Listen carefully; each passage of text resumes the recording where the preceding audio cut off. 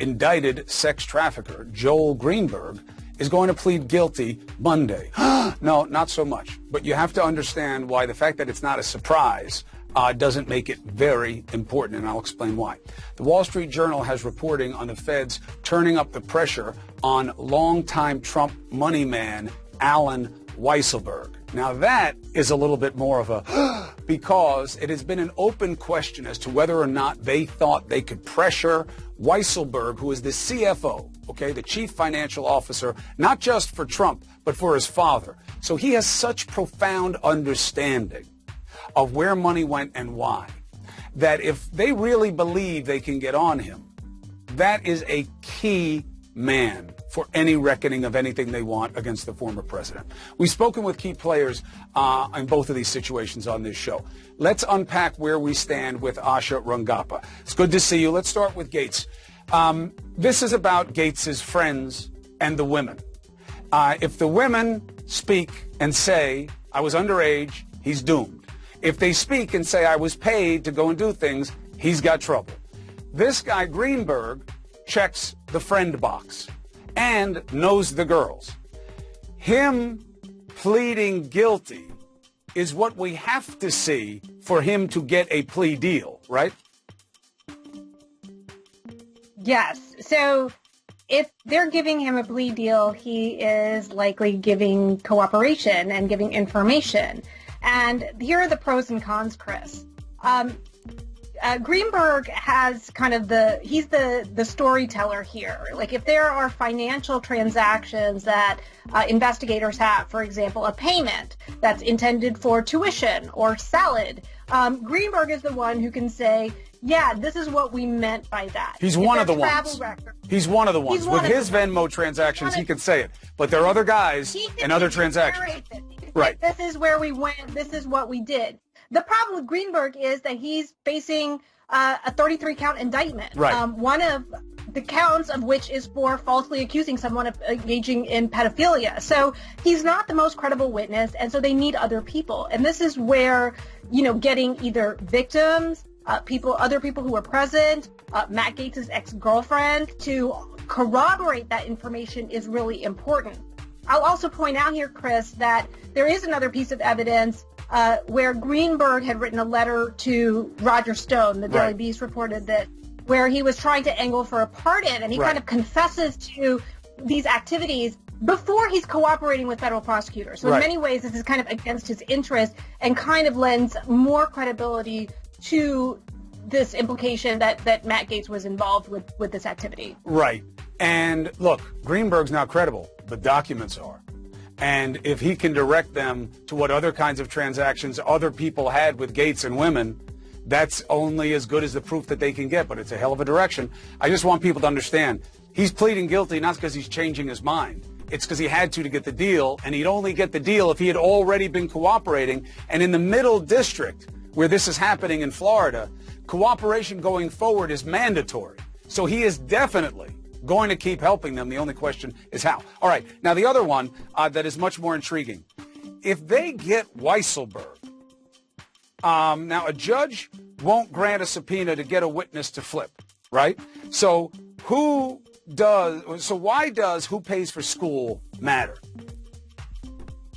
So what prosecutors are looking at is whether the Trump organization was paying the tuition for Weisselberg's grandchildren, and whether that had to have been declared as income on taxes. And if it wasn't, then there might be some tax implications. It has to be income. It has to be income for them or booked as a gift by Trump. Somebody had to book it. So, yes, it has to be declared, it has to be, characterized as something. But the key here is you have potential tax implications. And what I would say, Chris, is that when you have state tax liability, there is also a likelihood that you may have federal tax liability. And once you get the IRS involved, then that also potentially increases the pressure. Why this is important? Because this can create leverage on Weisselberg, and Weisselberg knows where the bodies are buried, so to speak. So, as you said, he's been intimately involved with Trump's finances, And the reason that this is really problematic for Trump is that unlike things like obstruction of justice with the Mueller investigation, for which he has, say, constitutional defenses, Article 2 defenses, or the incitement issue, which has, he has First Amendment defenses, and these are all federal. These are potential state charges, and these predate the presidency, and they have a paper trail. So I think that this is where Trump potentially has the most criminal liability, and the person who can spill all the beans is Alan Weisselberg. And to be clear, it's not that they're going to get Trump for paying for these, tuitions or whatever. It's going to be those grandkids. Other things that he can talk about. Right. Yes. And the grandkids are Weisselberg's grandkids, which means this is his sons. And his ex-daughter-in-law, who was married to one of his sons, told us on the show she thinks that Weisselberg is going to turn on Trump. And when I said why, the sons have too much liability. Maybe she was talking about exactly this, and she would know. She was the mom. Asha Rangappa, thank you very much. Appreciate you. All right. New details emerging about the Colonial Pipeline cyber attack. Sources tell us the company has paid the ransomware group known as DarkSide. We know the criminal gang based out of Russia demanded nearly $5 million in ransom. We don't know how much was paid or when, but after a 6-day shutdown, we do know that the pipeline is back up. It's going to take time, though, before things get back to normal. Stations all across the Southeast are still facing outages. New data tells us the panic buying is not the only problem in the crisis. So what are the other factors? Harry Enton, the Wizard of Odds, is here. What are we seeing in terms of who got hit hardest? You put it correctly in your opening there. It's the Southeast United States. And what's so interesting, it's throughout the South, and places that weren't necessarily seeing these fuel shortages, say, yesterday, are now seeing them today. So Washington, D.C., look at this, 73% of gas stations without fuel. North Carolina, 70%. South Carolina, 53%. Virginia, 50% without fuel. Even down in Florida, 29% without fuel. And what we've seen throughout the last couple of days is sort of, as the news has gone out about these shortages, more people are panic buying, and these numbers have been rising in a lot of these different places. I was looking at Gas Buddy. You can't cross-index for income. And I always wonder whether or not this type of distribution of pain is also indexed by socioeconomics. Like if you go in the poorer areas, I wonder if the stations there stay at the same percentages or even higher. Despite officials trying to urge calm, as you just said, panic buying is going. And it's pushing prices. How much? It's pushing price. 15 tháng 5 ngày giữa tháng, gì cũng rẻ. Gì cũng rẻ. This is to the highest level since 2014. Look at this. Over $3 a gallon. That's up 17 cents from where we were a month ago. A year ago, when we were right in the heart of the pandemic, right at the beginning, we were under $2. We're even above where we were 2 years ago, right at $2.86. So what we're seeing is this is a regional story, yes, in terms of where we're seeing the gas shortages, but it's also a national story in terms of that it is spiking the fuel prices in a lot of different places. And we're seeing this indication here right now. Over $3 a gallon. As I said, we haven't seen it since 2014. It's just part of that national story. The regional story has become national. You and I talk all the time about how important gas prices are on a national level in terms of household economics. Now, I said in the office when you were scarfing down my dinner that this is going to happen and then it's going to end, and this is a scare and it's worth it. You say, no, it's not just a scare. We're going to see this throughout the summer, and not just because of prices. How so? Yeah, to me, this story is so interesting insofar it intersects with a lot of different things. Remember last week we were talking about there was a supply shortage for jobs, right? People weren't necessarily applying to jobs. This applies here, too, and it has to do with the people who actually drive the fuel to the different stations. What do we see? Fuel tanker drivers that are parked because there are no drivers. We're expecting 20 to 25% of the fuel tankers to be parked because of no drivers. That is significantly higher than we were 2 years ago at this point at just 10%. So this is a story that really intercedes with a lot of things. So even though, look, the pipeline's going to get back up, it's very possible that we could see elevated gas prices because we're not getting the folks in those trucks to actually drive the fuel to the gas stations. There may be correlation but not causation to the pipeline thing. They just may have a labor shortage. I think we have to go back to that story. Every person I talk to, and remember, the reach is great. You know, yeah, sure, I live in New York City, but I have a radio show on SXM and, 2 podcasts now. So I have a lot of reach. Congratulations. People coming at me. That's not what it's about. What I'm trying to say is I have a lot of people telling me what I don't know. And the point is, they say to an employer, I can't get them to work because they're making more money at home. That is becoming the dominant narrative on why people coming back. And I watch I read the work at CNN and other places. Do you think that is becoming the main reason that they can't find service industry labor? I'm sure it's part of it, right? It has to be at least part of it, but I don't think it tells the entire story, right? I think the pandemic, for one thing, has changed a lot of people's minds on what they necessarily want to do for a living. They've stayed at home. They've realized certain things. But they can't stay at home if they can't live, and they're getting paid to live. That's why you see states trying to short them on the unemployment. What do you think of that move, and what do you think the reality is about how many are just living fat and happy off the extra vig from the federal government? Look, it's certainly the case that it's some of it, but, look, if you're driving a truck, it's one thing, right? You're pretty isolated. But if you're going to go back to, say, a place in which you're interacting with a lot of people and you don't know whether or not they're vaccinated, and maybe you haven't gotten a chance to get the vaccine because you might have to work hard, there's a possibility you might get COVID from there. So that's one factor. That's certainly a lot. Another factor that I think we pointed out last week is that I think there are a lot of people who don't necessarily know the jobs that are available to them from time to time. And I just think that there are a lot of different factors that are interceding here. Yes, it is possible that folks are staying at home because they're getting that unemployment insurance. But as we spoke about last week, it's just one of many factors that I think are at play. And I think it's sort of this easy crutch for people to lay upon, just pointing out that when there are a lot of different factors that are going on. I mean, saying that living off the dole makes people not want to work is not a new trope in politics, and it is often discriminatory and doesn't get the whole picture. We'll see here. Quick, go. One little thing I'll just point out also, get the kids back in school, because there are a lot of parents that have to stay home because they have to take care of the kids. Getting the kids back in school, I think, could really put at ease, at least in terms of the larger picture. Strong point. Harry Anton, Wizard of Odds, thank you. We'll be right back. Welcome to Prime Time. The biggest step toward normal since this pandemic started was taken today. The CDC freed the fully vaccinated from wearing masks. Masks have been recommended since April 3rd of 2020. But no more for almost anywhere a fully vaccinated person wants to go, alone or with others, whether the others are vaccinated or not. Just imagine the simple ability to share a smile, to walk down the street with a cigar in your mouth as I did today, to not rush to cover when you see someone outside, to just be normal. Not that masks were like wearing a suit of armor. Let's be clear. People overhyped it for too long anyway, made it too much of a burden. But it does show. When we do the right thing, we make progress. There are some caveats. There are rules depending on buses and planes. But the biggest caveat is that this change only applies to the vaccinated, the fully vaccinated. So tonight, let's smile, mask-free, at the headline, and then dive into the unanswered questions. Top of the list. What does no masks for the vaccinated mean for the unvaccinated? Well, it means they have to wear masks still. Who's going to know? What about those who have kids in their homes who haven't had the shot?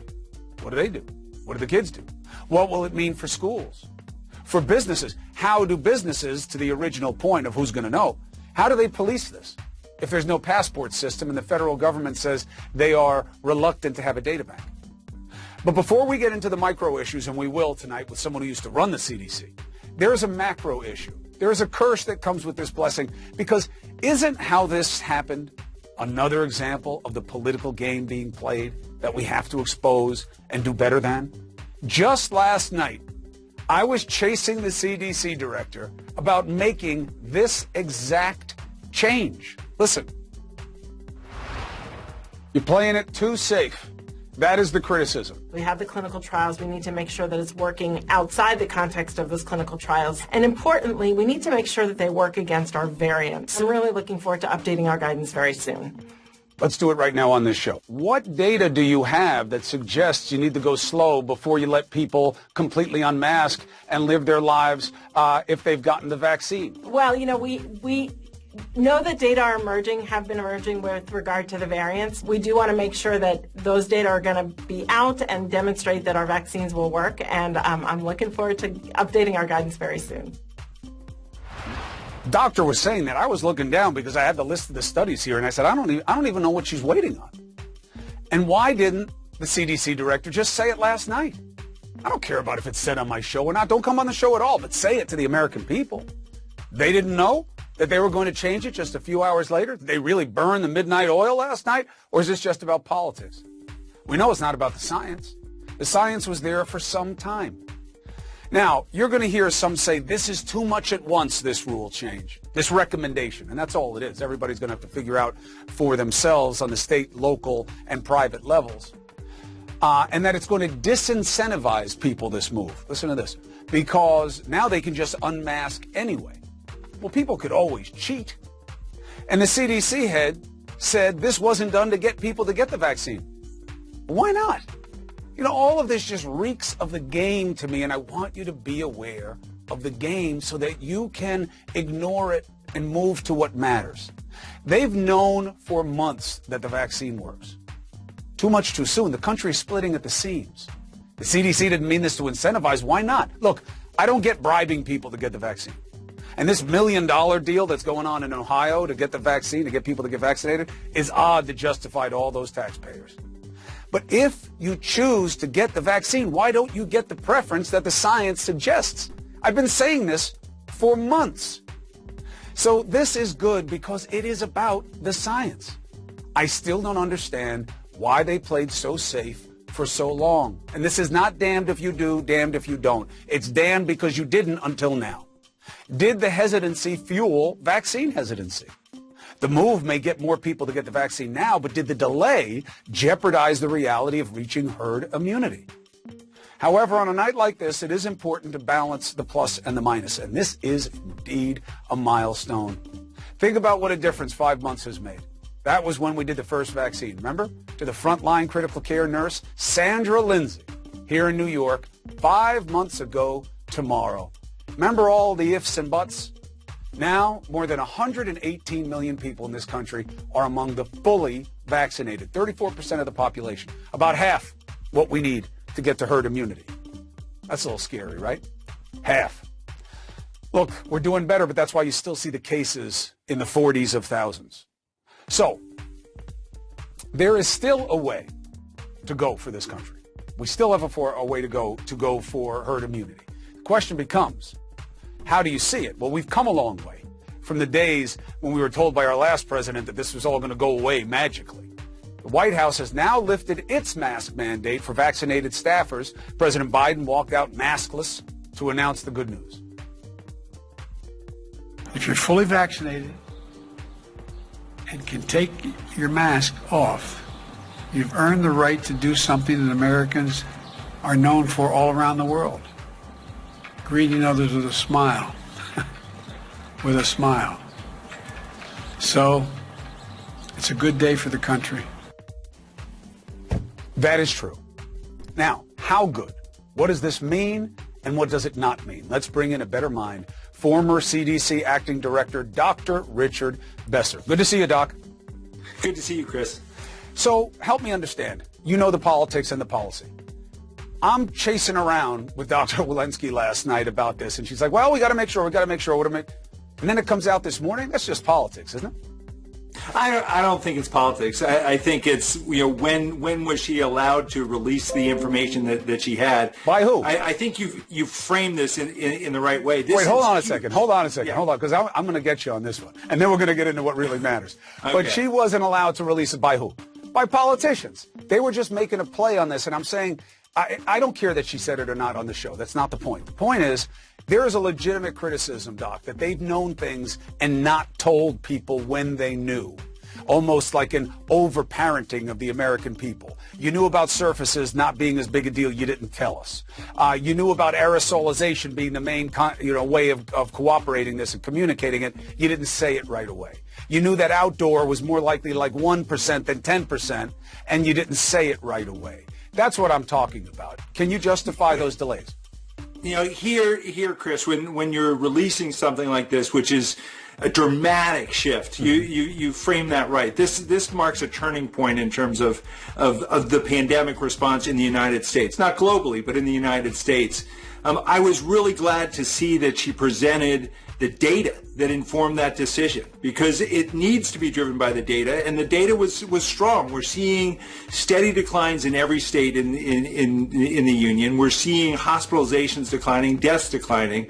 We're seeing more studies that show that these vaccines work not just in the trials, but in real life, that in countries that are using vaccines, you're seeing declines. And there's increasing data that people who are vaccinated are not very likely to spread it to other people. And so I like that she laid out the reasoning behind such a big decision. And even with that big decision, you're hearing a lot of people today, some are saying it was way too slow, and some are saying, whoa, why are you moving so fast?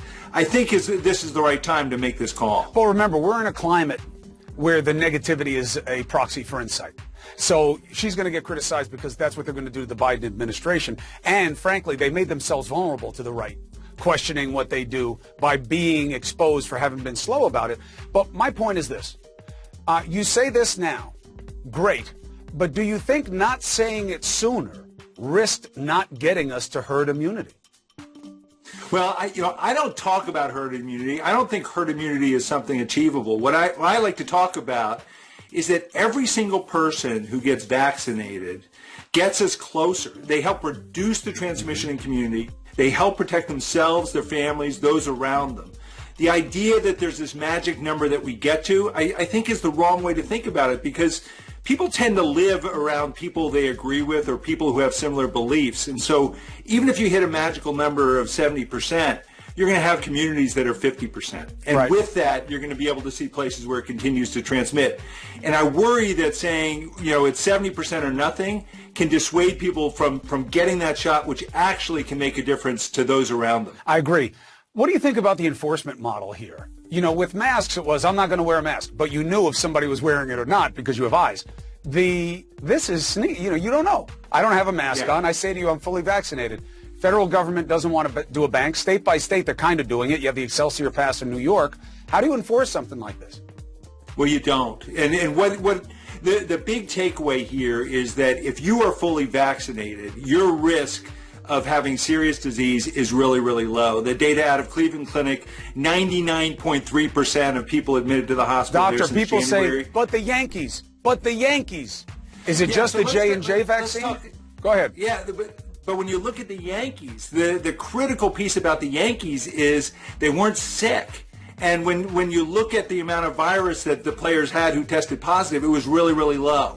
And so what you're going to find is that, yes, some people will test positive or get infected who've been vaccinated, but we're seeing that they're not likely to transmit to others. And that's the critical piece there, not the fact that some people who get vaccinated will be infected. So it supports, I think, the idea that if you're fully vaccinated, you're in really good shape. The enforcement piece, though, is it's not enforceable. And what it says is if you decide not to get vaccinated, the risk is primarily on you. We can talk about kids because that's the one area where that breaks down.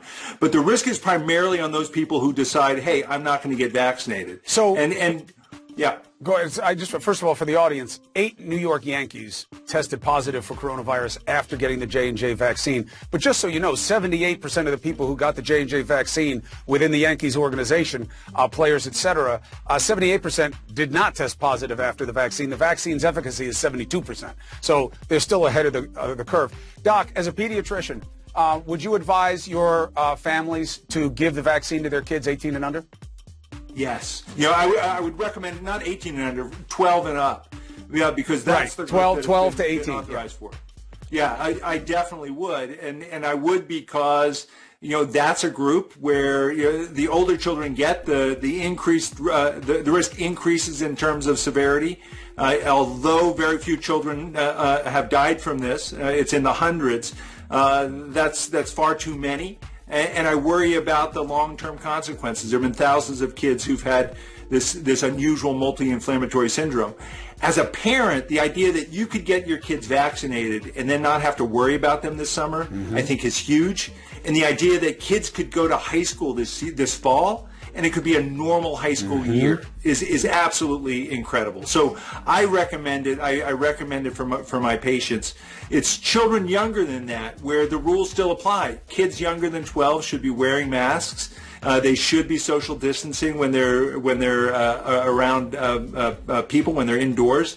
Those things still apply until there's vaccines for that age. And it's another reason why adults should get vaccinated to help protect those kids. Dr. Besser, appreciate you. Good to see you. Thank you, especially on this, a big night, a milestone indeed. So, good to see you, Chris. Absolutely, always. What does this news today mean in the context of history? How times are changing, and what this means for not just the pandemic, but our approach to other problems. A better mind, this is a brilliant mind. Next. The face mask. It's been so many things in this pandemic. A game changer in stopping the spread. A constant visual reminder of a virus in our midst. A symbol used by both left and right to reflect political differences rather than what we, the reasonable, see it as. Highlighting that we're all the same, we all get sick, and what one of us does affects the others. We are all in it together. Trite, but true. So, a milestone. Let's get some perspective on what this means from Thomas Friedman, Pulitzer Prize-winning columnist for the New York Times, author of From Beirut to Jerusalem. Good to see you, brother. Good to be with you, Chris. Thanks. What does this mean to you? Well, you know, Chris, when I and my wife got vaccinated, I was personally relieved, but I didn't feel it was really the end of anything. I felt personally more secure. In hearing that announcement from the CDC this afternoon, I felt that we were finally at the beginning of the end of this. I felt that there's going to be a real return to normalcy for me, my family, my friends, society. Most